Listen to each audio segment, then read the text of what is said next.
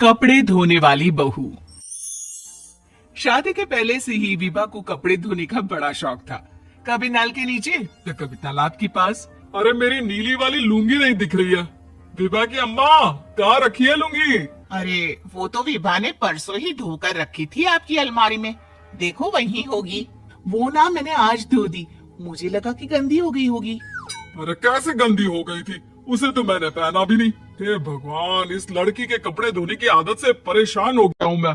जितना तो घर में राशन नहीं आता, उससे कहीं ज्यादा डिटर्जेंट पाउडर का खर्चा है। इसकी शादी करवा दो, शादी जाए अपने घर में ही करे काम, फिर चाहे घर के कपड़े धोने हो या पूरे गांव के।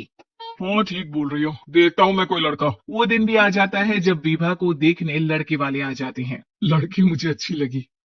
होने वाली सास कहती है, बेटी, अगर कुछ पूछना है तो पूछ लो। वैसे तो हमारी लड़की बहुत ही शर्मीली है, जो बोल दो वो मान लेती है, इसे क्या पूछना होगा। अरे कैसी बात कर रही हो माँ, मुझे इन लोगों के घर रहना है, सवाल तो कई है। हाँ हाँ बेटा, पूछ लो ना, क्या पूछना है। आप लोगों के घर कपड़े कौन धोता है? सास का मुंह बन जाता है।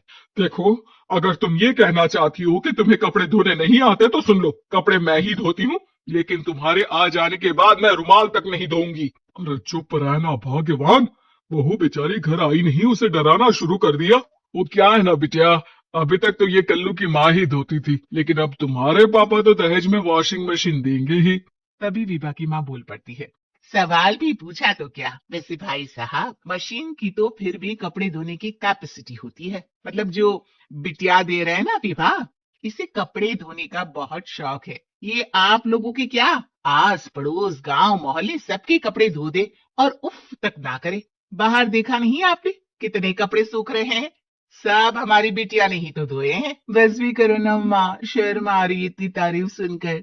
और तो और एक दाग निकाल कर दिखाओ तो मान जाऊं। हाँ।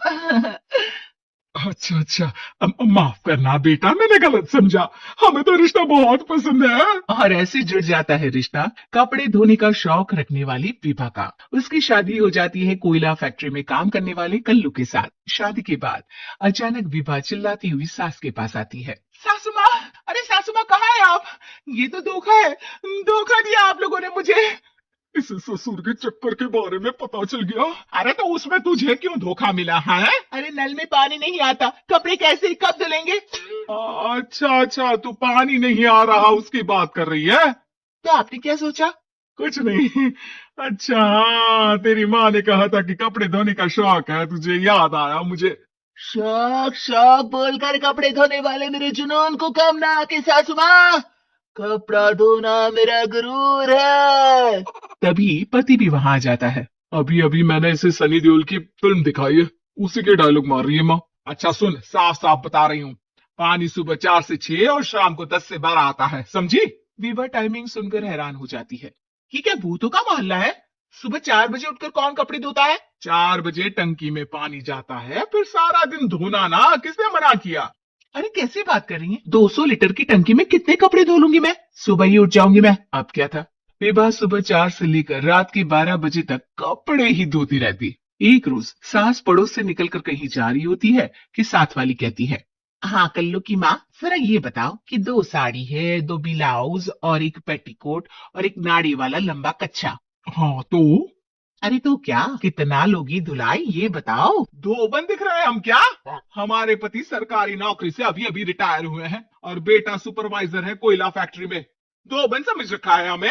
हाय रे कल्लू की अम्मा, माफ कर दो, वो तो मोहल्ले में यही सब बता रहे थे कि तुमने बहू को कपड़ा धुलवाने के काम में लगा दिया है। सास को पड़ोसन की बात सुनकर गुस्सा आ जाता है। वो घर पहुंचती है जहां घर के बाहर ही इतने सारे कपड़े सूख रहे होते हैं जितने कि किसी धोबन के घर पर। अरे ओ कल्लू की दुल्हन, बाहर निकल।